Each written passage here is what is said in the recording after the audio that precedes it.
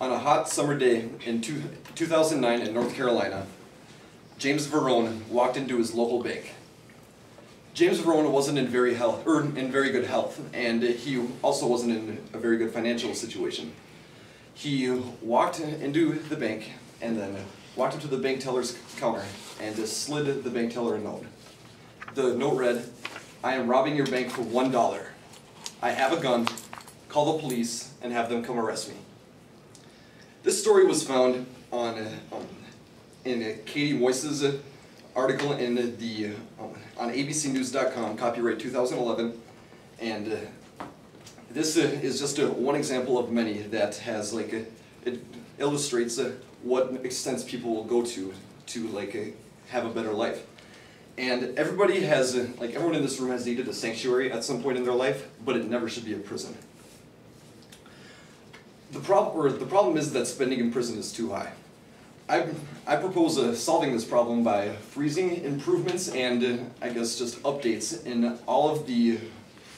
I propose that we suggest the Federal Bureau of Justice does this. We freeze all updates in the hobby, recreation, and athletic facilities of all prisons under the Federal Bureau of Justice's jurisdiction. First, we will look at the detrimental costs of prisons, and then second, we will uncover a possibly effective solution.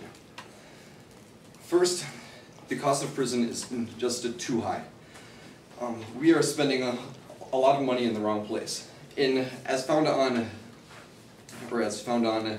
Henry Morgenstein's article titled "The Cost of Incarcerating," found on realprisoncosts.com, copyright 2011. It costs well over 5 figures to house a prisoner, even here in Minnesota, just for 1 year.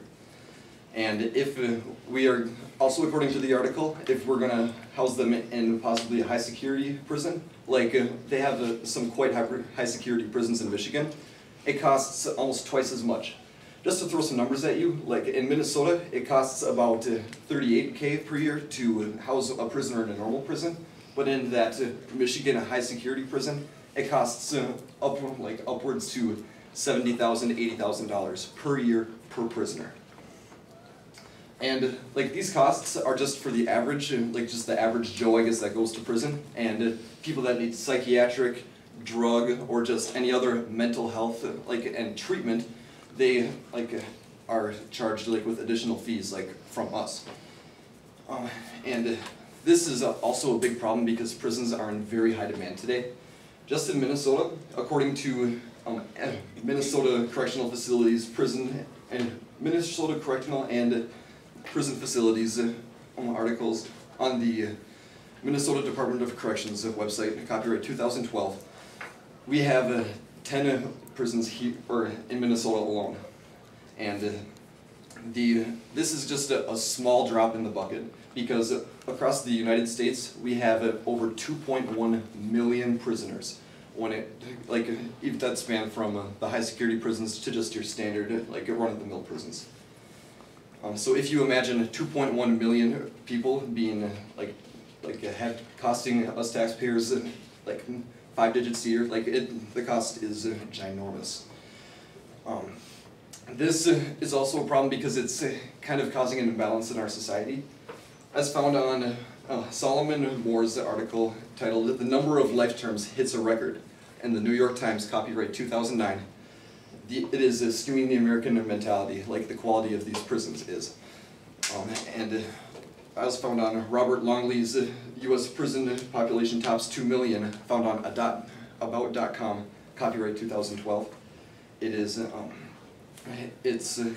our pouring money into the prison systems is kind of endorsing crime, and it's just kind of saying, hey, if you can't do it on your own and you're a good person, you don't deserve it, but if you're bad, then you deserve more than the people that can abide by the law, and that's wrong. So, so now that we noticed about the detrimental costs of prisons to us taxpayers, we need to contact a sector of the Department of Justice to stop the problem.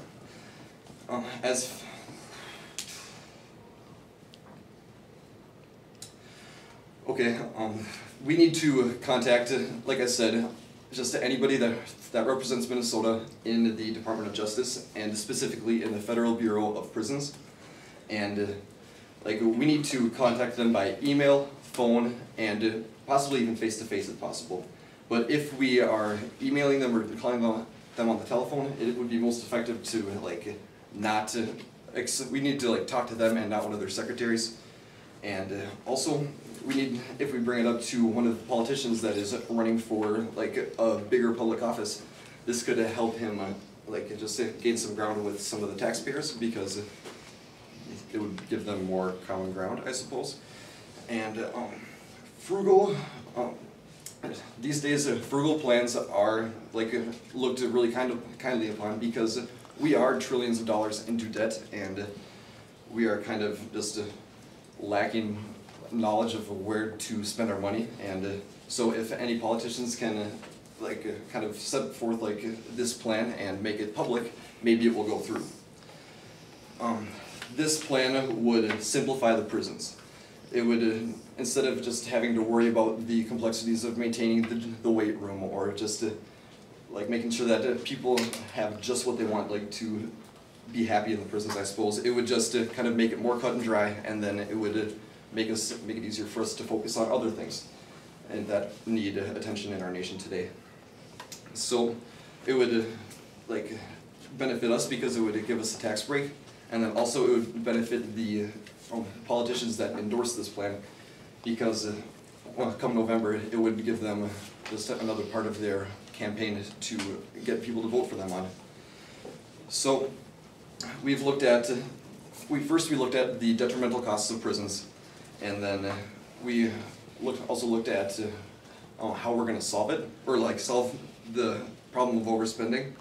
And basically we just need to contact the Federal Bureau of Justice to freeze the spending on, or the spending that's going on the hobby, recreational and activity sectors of our prisons. And as law-abiding citizens, each, like all of us in this room, deserve to have at least the quality of life as prisoners do, and if not better.